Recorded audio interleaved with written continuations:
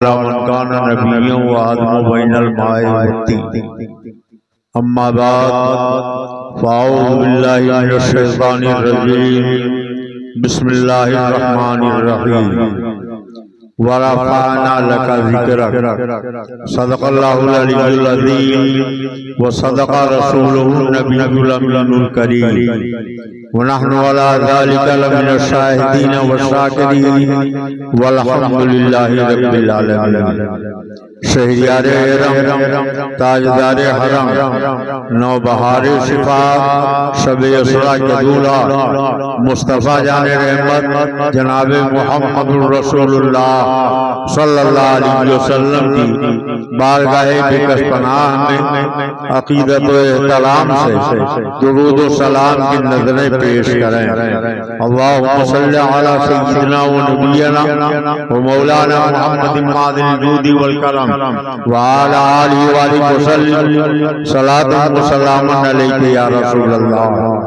आला हज़रत इमाम अहले सुन्नत मुजद्दिद दीन मिल्लत फाज़िल बरेलवी रज़ियल्लाहु ताला अन्हु फरमाते हैं, अल्लाह की सरता बकदम शान है ये, अल्लाह की सरता बकदम शान है ये, इंसान नहीं इंसान वो इंसान है ये। और कुरान तो ईमान बताता है ही नहीं, कुरान तो ईमान बताता है ही नहीं, ईमान ये कहता है मेरी जान है।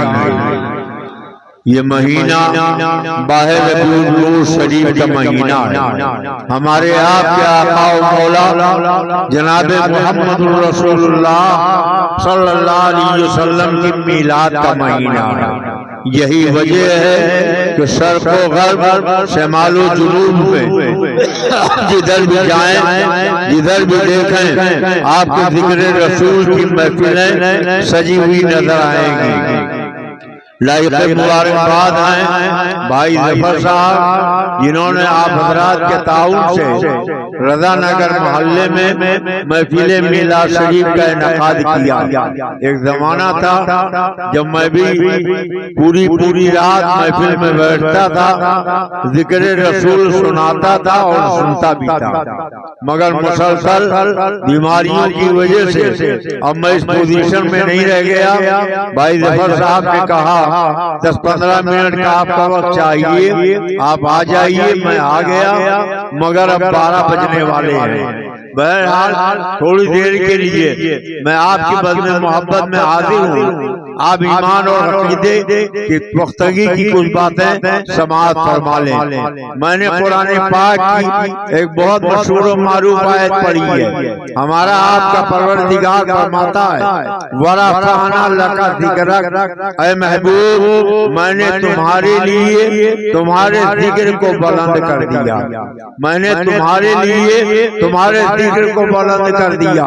मस्जिद नबवी शरीफ है, अल्लाह के प्यारे रसूल सल्लल्लाहु अलैहि वसल्लम जलवा पा रहे हैं। सहाबी रसूल हजरत हसन इब्ने साबित उठ के खड़े हुए, उन्होंने कहा या रसूल अल्लाह, एक बिल्कुल ताज़ा नाते पाक हो गई है, मेरी मर्जी है, मैं चाहता ये हूँ कि आपकी नात आप ही को सुना दो।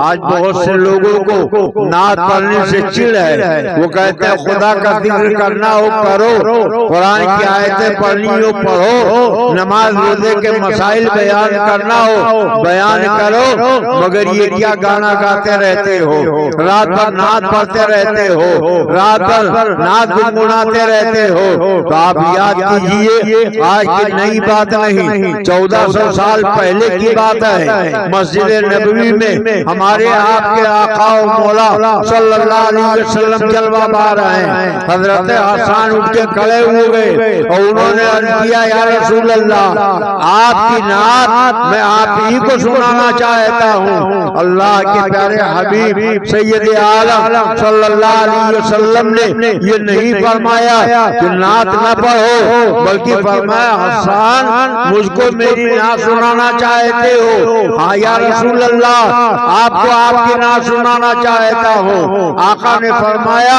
हसन तुम्हें इजाजत है, खड़े हो जाओ, मुझे मेरी नात सुनाओ। हजरत हसन उठ के खड़े हुए, नबी की नात पढ़ना चाहते थे। फिर आका करीम ने महफिल की तरफ एक नजर डाली और सहाबा से फरमाया, मेरे सहाबा ये देखो, हसन मुझको मेरी नात सुनाना चाहते हैं। सहाबा ने कहा, या रसूल अल्लाह, हम सब सुनने के लिए तैयार है। आका ने फरमाया, ऐसे नहीं, पहले इनके लिए मिंबर का इंतजाम करो, मिंबर इनके लिए बिछाओ। अब देखो मस्जिद नबवी है, खुदा का घर है, अल्लाह के प्यारे रसूल की बारगाह में सहाबी रसूल हजरत हसन नात पढ़ना चाहते हैं, मगर रसूल खुदा फरमाते हैं, मेरे सहाबा इस नात पढ़ने वाले शायर के लिए मिंबर का इंतजाम करो। और जब मिंबर का इंतजाम हो गया तो अल्लाह के प्यारे हबीब ने फरमाया कि अब हसन इस मिंबर पर खड़े हो जाओ और मुझको मेरी नात सुनाओ। सारे लोग नीचे बैठे हैं, सब सुन रहे हैं, मगर नबी की नात पढ़ने वाला मिंबर पर बैठा हुआ है। गोया सरकार ने ये जहन दे दिया, अगर अजमत चाहते हो तो नबी की नात पढ़ो, अगर शान चाहते हो तो नबी की नात पढ़ो, अगर बुलंदी चाहते हो तो नबी की नात पढ़ो, अगर इज्जत चाहते हो तो नबी की नात पढ़ो। हजरत हसन मिंबर पर खड़े हो गए और फिर नबी की नात सुनाने लगे। आप और से वो नात का शेर सुन लीजिए, जिसको मस्जिद नबवी के मिंबर पर खड़े होकर सहाबी रसूल हजरत हसन ने सुनाया था। हजरत हसन ने कहा, क्या कहा? वासना मिन कलम तरखो तो आई, या रसूल अल्लाह, आपके जैसा उल्फत जमाल वाला, आपके जैसा जादू जाहो जलाल वाला, आपके जैसा जूदो नवाल वाला, आपके जैसा इल्म हिकमत और कमाल वाला किसी माँ ने किसी बेटे को पैदा ही नहीं किया है। अब आप जरा गौर करें और सोचें, हजरत हसन नबी के सामने कह रहे हैं कि या रसूल अल्लाह, आपके जैसा उल्फत जमाल वाला आज तक किसी माँ ने किसी बेटे को पैदा ही नहीं किया है। और आज हाल क्या है, आप किसी गांव खेड़े में चले जाइए, लूला है वो भी कहता है नबी हमारी तरह बसर है, लंगड़ा है वो भी कहता है नबी हमारी तरह बसर है, काला का लूटा है वो भी कहता है नबी हमारी तरह बसर है। मगर जिन्होंने नबी को देखा है वो देखने वाले क्या कर रहे हैं? वासना मिन कलम तरखत तो आई, या रसूल अल्लाह, आपके जैसा उल्फत जमाल वाला किसी माँ ने किसी बेटे को पैदा ही नहीं किया है। और जो हजरत हसन ने नबी के सामने कहा था वही तो मदीने के अंदर हिंदुस्तान के हसन बरेली से कह रहे हैं, वो कमाल वो बरेली से कह रहे हैं, लमियाते नज़ीरों का फी नज़र मिसले नशुद पैदा जाना, जगराज का ताज तुरे सरसो है तुझको शहद दूसरा। मालूम हुआ, पता चला कि जो अकीदा सहाबा का था वही अकीदा बरेली के आला हज़रत का है। जो सरकार के सामने अकीदा बयान किया गया, बरेली वाले ने वही हिंदुस्तान में बयान किया। कोई नई बात नहीं कही। या रसूल अल्लाह, आपके जैसा उल्फत जमाल वाला, आपके जैसा जाहुल जलाल वाला, आपके जैसा जूदो नवाल वाला, आपके जैसा इल्म हिकमत और कमाल वाला किसी माँ ने किसी बेटे को पैदा ही नहीं किया है। अब आप जरा गौर करें और सोचें, आज तो ऐप की लंबी लिस्ट लिए खड़े हैं, गिना रहे हैं, रसूलुल्लाह को पीठ पीछे के खबर नहीं, मादअल्लाह, रसूलुल्लाह मक्का मिट्टी में मिल गए, मादअल्लाह, रसूल कल क्या होगा नहीं जानते, मादअल्लाह, ऐप की मुकम्मल लिस्ट किया लिए खड़े हैं, मगर नबी के सामने हजरत हसन क्या कहते हैं? खुलिया मुबर्रा मिन कुल्ले ऐब या रसूल अल्लाह, अल्लाह ताला ने आपको हर ऐब से मुबर्रा पैदा किया है, हर ऐब से पाक पैदा किया है। और जो मदीने के हफ्सान ने कहा था वही तो हिंदुस्तान के अफसान कहते हैं। वो कमाल उसने हुजूर है कि गुमान नक्शे जहां नहीं, वो कमाल उसने हुजूर है कि गुमान नक्शे जहां नहीं। यही फूल खाल से दूर है, यही शम्मा है कि धुआं नहीं, यही फूल खाल से दूर है, यही शम्मा है कि धुआं नहीं। जहां आग जलती है धुआं होता है, जहां फूल होते हैं वहाँ कांटा होता है। मगर मेरे सरकार ऐसे फूल है कि वो खिले हुए हैं, मुअत्तर कर रहे हैं महफिल को, मगर वहाँ कांटे का नामो निशान नहीं है। मेरे सरकार ऐसे फूल है कि वहाँ कांटे का नामो निशान नहीं है। वो ऐसे नबी पाक ऐसे है कि जहाँ धुआं भी नहीं है। और फिर सुनो, आज दुनिया में जिस किसी को अल्लाह ने पैदा किया अपनी मर्जी से पैदा किया,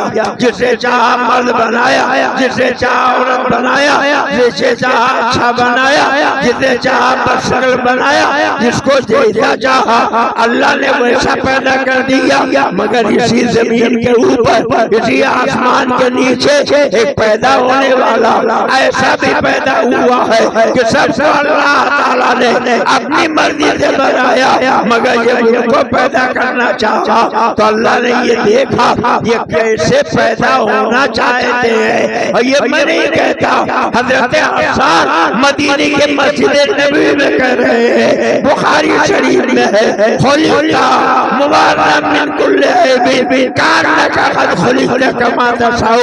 या रसूल अल्लाह, अल्लाह ताला ने आपको हर ऐब से मुबर्रा पैदा किया है, गोया ऐसे पैदा कर दिया है जैसे आप पैदा होना चाहते थे। यही तो बरेली के अफसान कहते हैं, खुदा की रज़ा चाहते हैं तो आला और खुदा चाहता है नदाए।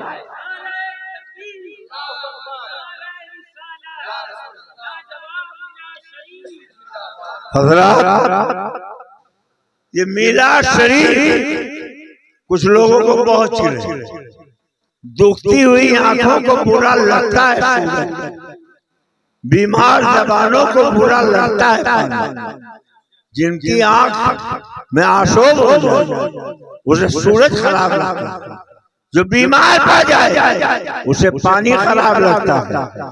तो जिनके अकीदे में कोड़ पैदा हो जाए, जिनका अकीदा गड़बड़ हो जाए, उन्हें ये जिक्र की महफिल अच्छी नहीं लगती, उन्हें नबी के तज़किरे की महफिल अच्छी नहीं लगती, वो नबी के जिक्र की महफिल से चिढ़ते हैं।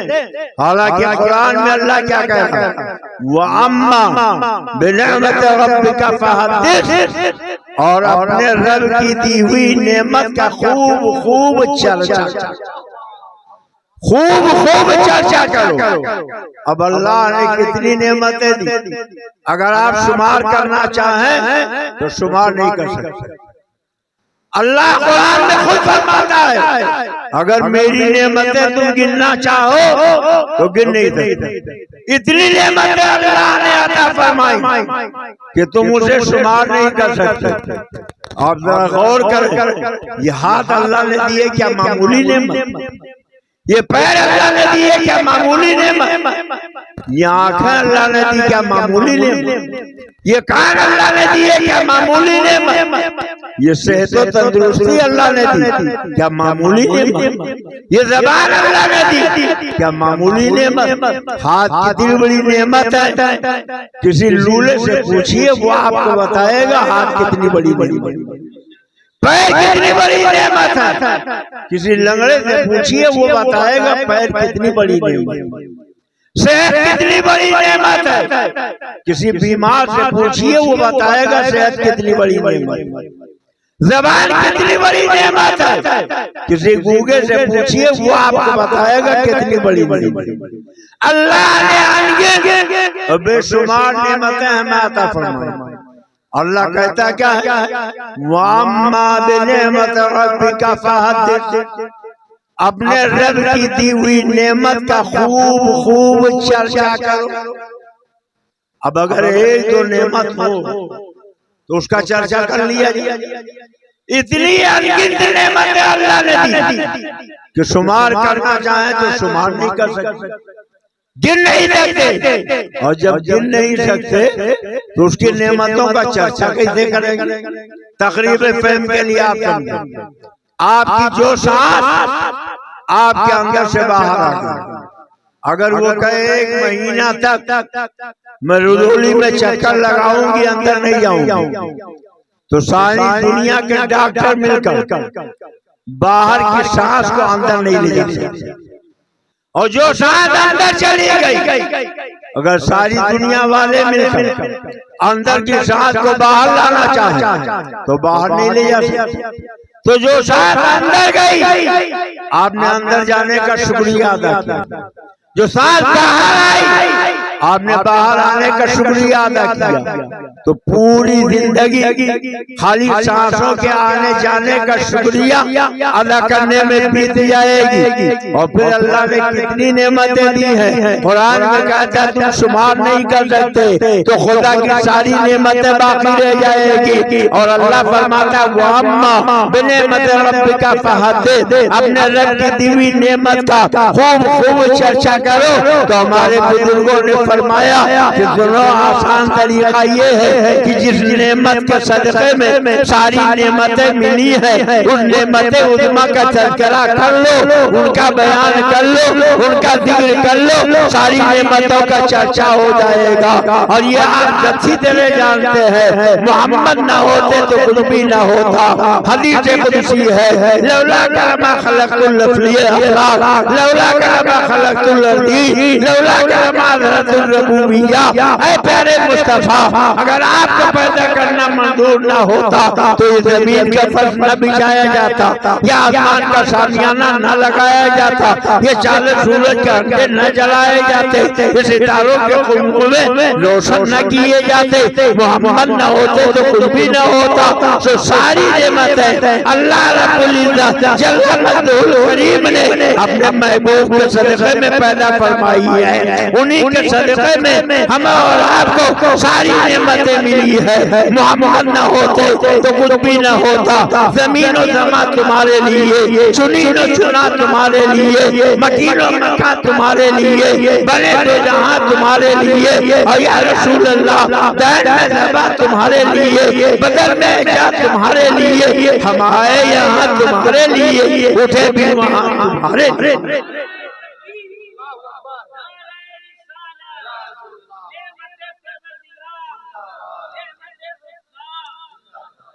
सारी नेमतें मदीने वाला के आका के सदक़े में। तो बुजुर्गों ने कहा कि अपने आका का तज़किरा कर लो, जिनके सदक़े में ये सारी नेमतें मिली हैं, सब नेमतों का चर्चा हो जाए।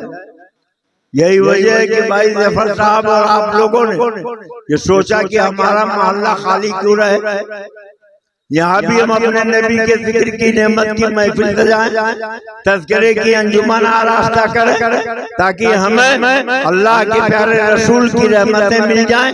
और वो कैसे रहमत बनकर तशरीफ लाए। याद कीजिए, हमारे आपके आका और मौला के दुनिया में आने से पहले आदमी बहुत थे, मगर आदमियत नाम की कोई चीज नहीं। इंसान बहुत थे, मगर इंसानियत नाम की कोई चीज न थी। लोग जरा जरा सी बातों पर कत्ल खुरेदी का बाजार गर्म कर लेते थे। औरत रात की कोई इज्जत नहीं थी।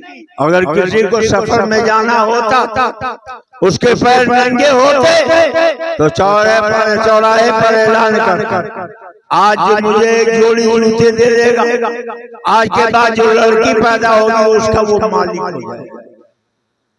बच्चियों को जिंदा दफन कर दिया जाता है। हक़ारत की निगाह से औरतें देखी जाती। अगर किसी के पास एक से ज्यादा औरतें होती, वो मर जाता तो सौतेला बेटा अपनी सौतेली माँ को या खुद अपने बिस्तर की जीनत बना लेता, या किसी दोस्त को तोहफे के तौर पर। और इज्जत गुजारने की रस्म इतनी कबीह थी कि आबादी के बाहर जिसका शौहर मर जाता है उसको पहुंचा दिया जाता है। 40 दिन उसको खाली जबान तर करने के लिए पानी दिया जाता है, बकिया जरूरत के लिए भी पानी नहीं मिलता।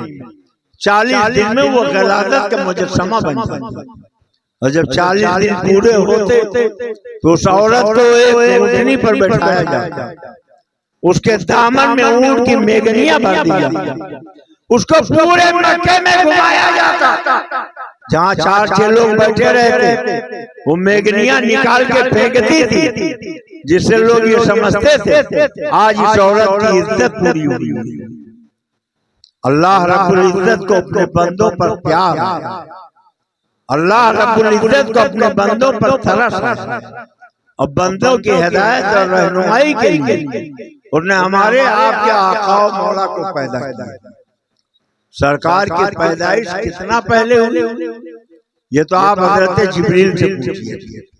अल्लाह के प्यारे नबी ने एक दिन पूछा, अरे जिब्रील ये बताओ तुम्हारी उम्र कितनी है, तुम्हारी उम्र कितनी है? तो हजरत जिब्रील ने कहा या रसूल अल्लाह इसका तो मुझे कुछ अंदाजा नहीं कि मेरी उम्र कितनी, अलबत्ता चौथे आसमान 70,000 साल के बाद एक तारा निकलता। कहां पर? चौथे आसमान। कितने दिनों के बाद? 70,000 साल के बाद। हज़रत जिब्रील कहते हैं या रसूल अल्लाह मैंने उस तारे को 72,000 मर्तबा देखा। 70,000 के बाद तारा निकलता और 72,000 मर्तबा हज़रत जिब्रील ले और हज़रत जिब्रील की उम्र का अंदाजा लगा। और आका क्या कहते हैं वल्लाही अना ज़ालिकल कौकब, ऐ जिब्रील वो तारा जो चौथे हिजाब में निकलता है जिसको 72,000 मर्तबा तुमने देखा है वो कोई और नहीं, वो खुदा की कसम मैं ही हूँ। वो जो न थे तो कुछ न था, वो जो न हो तो कुछ न हो, वो जो न थे तो कुछ न था, वो जो न हो तो कुछ न हो। जान वो जहान की जान है तो जान। आज कुछ लोग हमारे आका और मौला की शान घटाना चाहते हैं। एक चिड़िया आपने देखा होगा जिसको टिटीरी कहते हैं, सब सोते हैं तो अपनी टांगें फैला लेते हैं, मगर ये बड़ी भी जब लेटती हैं तो अपनी दोनों टांगों को ऊपर उठा लेते हैं। एक मर्तबा जंगल के सारे परिंदे पहुंचे और टिटीरी से कहने लगे कि सब तो टांगें फैला के सोते हैं, या आप ऊपर उठा के उसको सोती। तो उसने कहा मेरे दिल में कौम का बहुत बड़ा दर्द है, मैं जब लेटती हूँ तो ये नीलगू आसमान नजर आता, न कोई दीवार है, न कोई खंभा है, न कोई पिलर है। मुझे डर लगता था कि आसमान जमीन पे गिर ना पड़े, मेरी कौम इसी में दब के चकनाचूर ना हो। इसलिए जब मैं लेटती हूँ तो अपनी दोनों टांगों को ऊपर उठा लेते हो कि आसमान गिरे तो ये आसमान गिरने के बाद मेरे दोनों टांगों के ऊपर रुक जाए और मेरी कौम इसमें दबने से बच जाए, वो दबने से बच जाए। तो उन्होंने से तारीफ बताते हैं। अब आप जरा सोचे और गौर करें, एक नन्ही सी चिड़िया है जिसे आप टिटीरी कहते हो, वो अपनी दोनों टांगें ऊपर उठाती है, आसमान को रोकने का हौसला दिखाती है। वो कहती है मैं चाहती हूँ कि आसमान मेरे टांगों पे रुक जाए। अब जरा आप सोचिए और गौर कीजिए जिस तरीके से उस नन्ही चिड़िया को ये खब्त सवार है कि मैं अपने टांगों को ऊपर उठा लूंगी तो इस टांगों के ऊपर उठाने के बाद आसमान को रोक लूंगी। वही हाल के पागलों का है कि अल्लाह अपने महबूब की शान बुलंद करे, अपने महबूब की शान बढ़ाए, अपने महबूब का मकाम बुलंद बाला करे और उनकी बारगाह में ये तौहीद करता है। ये नबी को अपनी तरह बशर कहता है और नबी की बारगाह में बेअदबी और गुस्ताखी करता है। सुनो मेरे नबी कैसे हैं, आला हजरत से पूछो। हम ये नहीं कहते नबी को बशर न कहो, नबी को इंसान न कहो, नबी को आदमी न कहो, नबी को बशर कहना चाहिए। बशर हैं जो नहीं मानेगा काफिर हो जाएगा, नबी इंसान है जो नहीं मानेगा काफिर हो जाएगा, नबी आदमी है जो नहीं मानेगा काफिर हो जाएगा। मगर ये भी सुन लो, जैसे नबी को बशर न मानने वाला काफिर, आदमी न मानने वाला काफिर, इंसान न मानने वाला काफिर, ऐसे ही जो नबी को अपनी तरह मामूली बशर मानेगा वो भी काफिर हो जाएगा, मामूली आदमी मानेगा वो भी काफिर हो जाएगा, मामूली इंसान मानेगा वो भी काफिर हो जाएगा। हमारे आला हज़रत हमसे ये नहीं कहते कि नबी को इंसान ना कहो, वो कहते कहो, मगर कहने का तरीका देवबंद से नहीं बरेली से सीख लो। आला हज़रत नबी को इंसान कहते हैं, मगर कैसे कहते हैं? अल्लाह की ससा बकदम शान है ये, यानी सर से पैर तक लेकर मदीने वाले आका अल्लाह की शान है। अल्लाह की ससा बकदम शान है ये, इंसान नहीं इंसान, इंसान नहीं इंसान, वो इंसान है ये। और कुरान तो ईमान बताता है इन्हें, कुरान तो ईमान बताता है इन्हें, और ईमान ये कहता है मेरी जान है ये, ईमान ये कहता है मेरी जान है ये। हमारे आपके आका और मौला इस माह मुबारक में पैदा हुए, अल्लाह ने अपने बंदों की हिदायत के लिए कमोबेश 1,24,000 अंबिया और मुरसलीन आए। ये बताओ किसी नबी ने अल्लाह को देखा? अरे बोलिए। और सारा झगड़ा को देखने का रमजान का महीना आता था, सब आसमान की तरफ नजर गड़े, चांद नजर आ जाए ताकि कल ईद हो जाए। देख रहे हैं चांद नजर आ जाए ताकि कल ईद मना ले, चांद नजर नहीं आ रहा, दिखाई नहीं दे रहा। अब लोग परेशान, सब परेशान। इमाम साहब अपने कमरे में बैठे, इतने में साहब आए, दरवाजा पीटना शुरू किया। हजरत हजरत हजरत आप दरवाजा खोलिए, खैरियत तो है? कहा चांद हो गया, अभी तक आपने ऐलान नहीं की। कहाँ हो गया? जहाँ होता वहीं हुआ, और कहाँ? आसमान पर हुआ। आपने देखा है चांद हो गया? कहा हजरत मैं झूठ नहीं बोलूंगा, मैंने अपनी आंखों से नहीं देखा कि चांद हो गया। जब नहीं देखा तो आपने कहा कैसे चांद हो गया? कहा मेरा एक साथी कमालुद्दीन है, उसने कहा चांद हो गया तो मैंने भी कह दिया। कहा तुम्हारा नाम क्या है? कहा मेरा नाम इमामुद्दीन है। कहा बैठ जाओ। एक शागिर्द को भेजा, कहा जाओ कमालुद्दीन को बुलाओ। आगे अस्सलाम वालेकुम, क्या नाम है आपका? मेरा नाम कमालुद्दीन है। आपने कहा चांद हो गया? अरे हजरत मैं ही नहीं कहता, पूरा रगौली कह रहा है चांद हो गया। आप जरा हुजूर से बाहर निकल के तो देखें। कहा ये बताइए भाई इमामुद्दीन साहब, पूरा रगौली कह रहा मगर आपने चांद देखा है? कहा झूठ नहीं बोलूंगा, मैंने अपनी आंख से नहीं देखा, मैं आखिरत बर्बाद नहीं करूंगा। तो फिर जब देखा नहीं तो कैसे कह दिया? कहो मेरा एक साथी इमामुद्दीन है, उसने कह दिया तो मैंने भी कह दिया। कहा तुम भी यही बैठ जाओ। इमामुद्दीन आ गए, आपने कहा चांद हो गया? अरे बच्चा बच्चा कह रहा चांद हो गया, सबके जबान पे चांद हो गया। आप जरा बाहर निकल कर देखिए भाई इमामुद्दीन सब कह रहे हैं कि चांद हो गया, आपने देखा है? कहा झूठ नहीं बोलूंगा, अपनी आखिरत बर्बाद नहीं करूंगा, मैंने अपनी आंख से चांद को नहीं देखा। फिर कैसे कह दिया? कहा मेरा एक साथी जमालुद्दीन है, उसने कहा तो मैंने भी कह दिया। कहा तुम भी यहीं बैठ जाओ। अब जमालुद्दीन बुलाए गए, उनसे पूछा गया तुमने देखा है? कहा नहीं भाई मैं भी झूठ नहीं बोलूंगा, वो मेरा एक साथी जलालुद्दीन है, उसने कहा तो मैंने भी कह दिया। जलालुद्दीन भी बुला के लाए गए। अब सारे चारों के चारों बैठे दुआ मांग रहे, मौला किसी को भेज दे, मौला किसी को भेज दे। मौला किसी को भेज दे, वो आकर गवाही दे दे, वरना हम सच्चे होकर भी नजरों में नहीं जमाएंगे, हमारी बात मोतबर नहीं मानी जाएगी।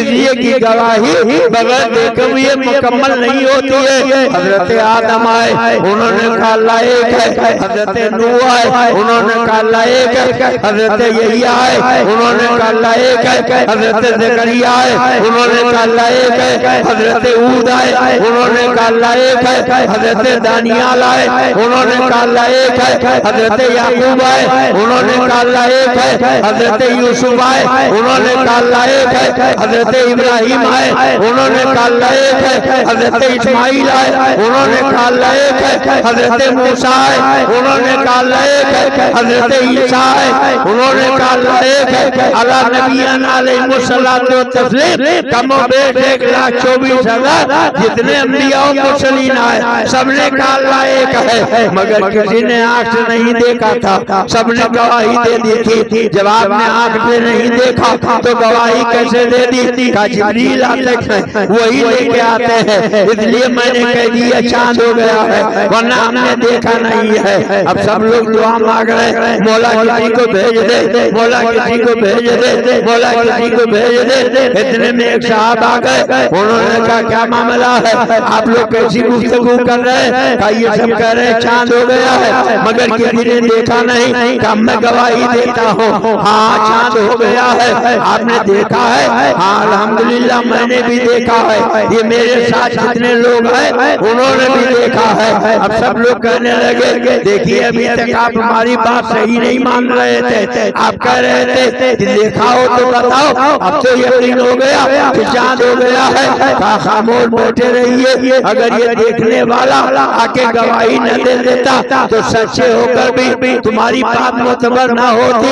इसलिए की गवाही बगैर देखे मोतबर नहीं होती है। बिला तस्बीह कमो बेश 1,24,000 अंबिया और मुरसलीन आए। हजरत आदम ने कहा अल्लाह एक है, हजरत नूह ने कहा अल्लाह एक है, हजरत यहिया ने कहा अल्लाह एक है, हजरत ज़करिया ने कहा अल्लाह एक है, हजरत हूद ने कहा अल्लाह एक है, हजरत दाऊद ने कहा अल्लाह एक है, हजरत मूसा ने कहा अल्लाह एक है, हजरत ईसा ने कहा अल्लाह एक है, मगर किसी ने देखा नहीं था। दुनिया ने पूछा बताइए आप खुदा की गवाही दे रहे, आपने देखा है? कहा देखा तो नहीं है, जब देखा नहीं तो कैसे गवाही दे दिया? तो इतने में आखिरी पैगंबर रबीउल अव्वल के महीने में 2 शौशा के दिन मक्के में पैदा हुए और उन्होंने कहा अल्लाह एक है। अब दुनिया ने कहा ये तो सारे नबियों ने कहा था अल्लाह एक है, मगर किसी ने देखा नहीं था। वही आप भी कह रहे हो, आपने देखा है? फरमाया सुनो, राई तो रब्बी फी अहसनि सूरती, हमने अपने परवरदिगार को अच्छी सूरत में देखा है। एक देखने वाले का कहाँ मान लिया है, एक देखने वाले का कहाँ मान लिया है। बिन देखे तुझे हमने खुदा मान लिया है, बिन देखे तुझे हमने खुदा मान लिया।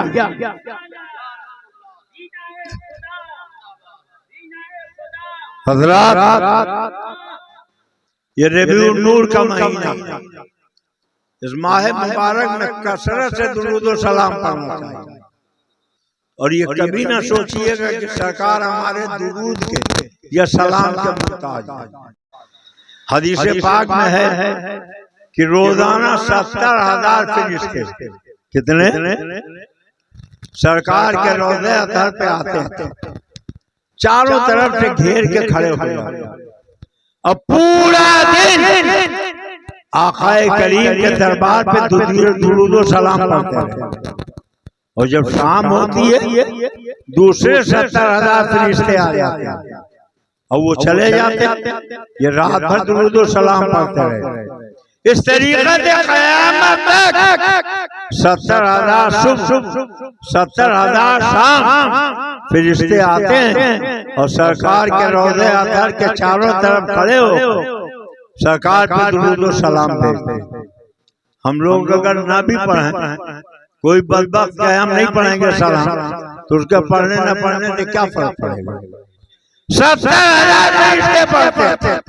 यही वजह है हज़रत शाह अब्दुल मुहद्दिस देलवी के वालिद गिरामी इरशाद फरमाते हैं कि मुसलमान, जब तुम मदीने वाले आका पे दुरूदो सलाम पढ़े तो तेरी कैफियत ये हो कि गोया माथे की निगाहों से मदीने के आका का दीदार करो।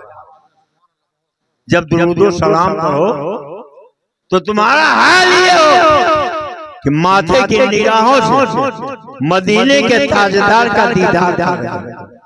और अगर ये शान नहीं है तो कम से कम इतना तो यकीन रखना कि हम नहीं देख पाते, मगर जिस नबी की बारगाह में हम हदीये दुरूद सलाम पढ़ते रहते वो मदीने का आका हमें देख रहा है।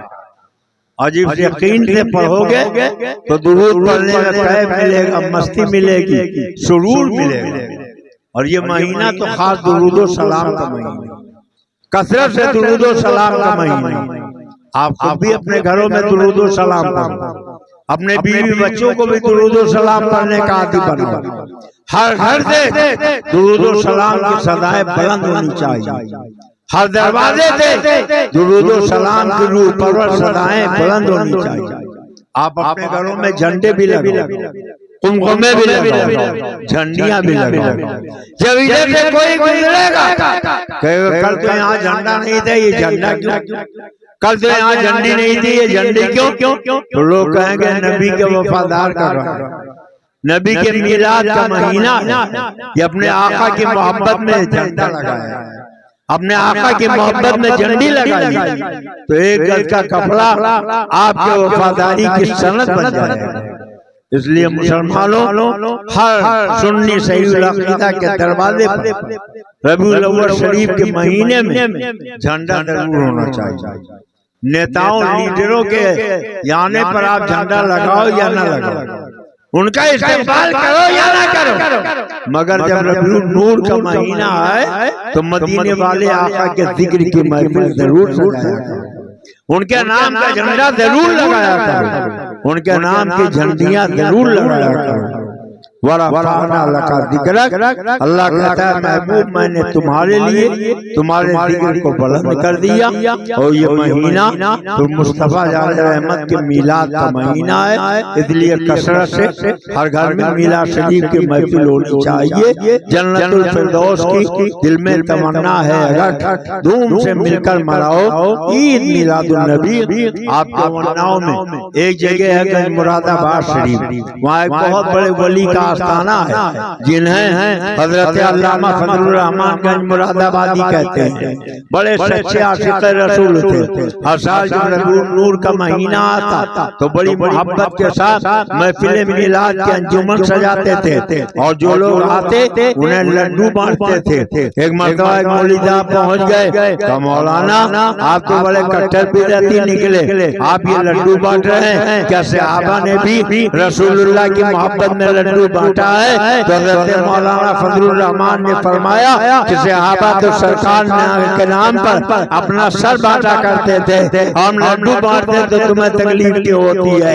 एक मौलवी साहब ने कहा मौला कुरान में अल्लाह ने कहा कुलू वशरबू वला तुसरिफू, खाओ पियो फजूल खर्ची ना करो। दो चार चिराग जला देते महफिल में रोशनी हो जाती। ये सैकड़ों कुमकुमे लगाने की क्या जरूरत, ये रात लगाने की क्या जरूरत, ये झंडे लगाने की क्या जरूरत, ये झंडियां लगाने की क्या जरूरत? मौलाना का तरीका था, आज का जमाना नहीं था कि कुमकुमे से महफिल मुख्य नूर बना देते। वो मिट्टी का दिया बनवाते थे, उसमें देसी घी डालते थे, रुई की पत्ती डालते थे और फिर सारे कुमकुमों को वो सारे दियों को जला देते थे। मौलवी साहब ने कहा मौलाना एक तो चिराग जला देते महफिल में रोशनी हो जाती, इतने चिराग जलाने की क्या जरूरत थी? फरमाया मौलवी साहब जो चिराग ना जाए जल रहे हैं, जाइए बुझा दीजिए। गए चिराग को फूंक मारी बुझा, मगर दूसरा बुझा हुआ खुद ब खुद जल उठा। अब दूसरे को फूंक मारी बुझा, मगर पहला जल गया। अब आगे आगे बुझाते जा रहे हैं, पीछे पीछे जलते जा रहे हैं। आखिरी चिराग को फूंक मारी, बुझा, बुझने के बाद जल गया। अब मौलवी साहब कहने लगे मौलाना हमने सुना था आपके यहाँ जिन्नात के बच्चे पढ़ने आते हैं, आज यकीन हो गया आपने इन चिरागों पे जिनों को मुतय्यन कर रखा है। मैं आगे आगे बुझाना चाहता हूँ, वो पीछे पीछे जलाते जा रहे हैं। तो मौलाना की आंख में आंसू आ गए। उन्होंने कहा फजले रहमान सुनो ए मौली साहब, फजले रहमान ये शराब अगर अपने बेटे के विलादत के खुशी में जलाए होते तो यकीनन तो फूंक मार के बुझा देते, मगर फजले रहमान ये शराब आमना के लाल के विलादत के खुशी में जलाए हैं। अम्मा फारूक बन के जिसकी हिफाजत हवा करे वो शम्मा क्या बुझे जिसे रोशन खुदा करे। तुम इन चिरागों को बुझाना चाहते हो, नूरे खुदा है कुफ्र की हकीकत पे खंडन, फूकों से ये चिराग बुझाया न जाएगा। ये सारे वहाबी मिट जाएंगे, मर जाएंगे, मगर नबी का जिक्र नहीं बंद कर पाएंगे। अल्हम्दुलिल्लाह आप देखो जितना ये मना करते जा रहे हैं उतनी और ज्यादा आराइश होती जा रही है, उतनी ज्यादा निखार होता जा रहा है, उतनी ज्यादा झंडियां लगती जा रही हैं। अरे ये अल्लाह है, कादिर मुतलक है, अपने नबी के मिलाद की खुशी में उसने जमीन का फर्श बिछा दिया, आसमान का शामियाना लगा दिया, चांद और सूरज के हंडे जला दिए, सितारों के कुमकुमे रोशन कर दिए, दरख्तों के झंडे लहरा दिए। हमने कहा मौला तूने अपने शान के एतबार से अपने महबूब के मिलाद की खुशी मनाई है, हम अगर ज्यादा नहीं कर सकते हैं तो कम से कम मोहल्ला रजा नगर में 1500 कुमकुमे ही लगा देंगे, 10 राड ही लगा देंगे, तो 50 कुर्सियां ही बिछा देंगे, तो हम भी तेरी सुन्नत पे अमल करेंगे। और जो कहते हैं नबी की मिलाद मनाना शिर्क है, उनसे को ये मिलाद नबी जमीन नबी के मिलाद के सदक़े में पैदा हुई, ये आसमान नबी के मिलाद के सदक़े में बनाया गया, ये चांदो सूरज नबी के मिलाद के सदक़े में जलाए गए, ये सितारों के कुमकुमे नबी के मिलाद की खुशी में रोशन किए गए। तो अगर तुम्हें मिलाद से इतना चिढ़ है तो मिलाद वाली जमीन छोड़ दो, मिलाद वाला आसमान छोड़ दो, मिलाद वाले चांद और सूरज की रोशनी छोड़ दो। अल्लाह का शुक्र है कि हम अल्हम्दुलिल्लाह अपने नबी के वफादार है। कल भी नबी से मोहब्बत करते थे, आज भी नबी से मोहब्बत करते हैं। कहते हैं कब तक मिलाद मनाओगे, कब तक मिलाद मनाओगे? हमने कहा तुम्हारा अभी से तकलीफ हो गई है, सुन लो, एक दो दिन नहीं 10-20 दिन नहीं रहेगा, यूं ही उनका चर्चा रहेगा। बड़े खाक हो जाए जल जाने वाले, खाक हो जाए उधर जलकर, मगर हम तो रज़ा दम में जब तक दम दिगरों का सुनाते जाएंगे। अल्लाह रब्बुल इज्जत अपने महबूब के महफिल मिलाद को सजाने की हमें तौफीक अता फरमाए और माह मुबारक की बरकतों, रहमतों और नेमतों से हम और आपको मुस्तफीद फरमाए। आमीन।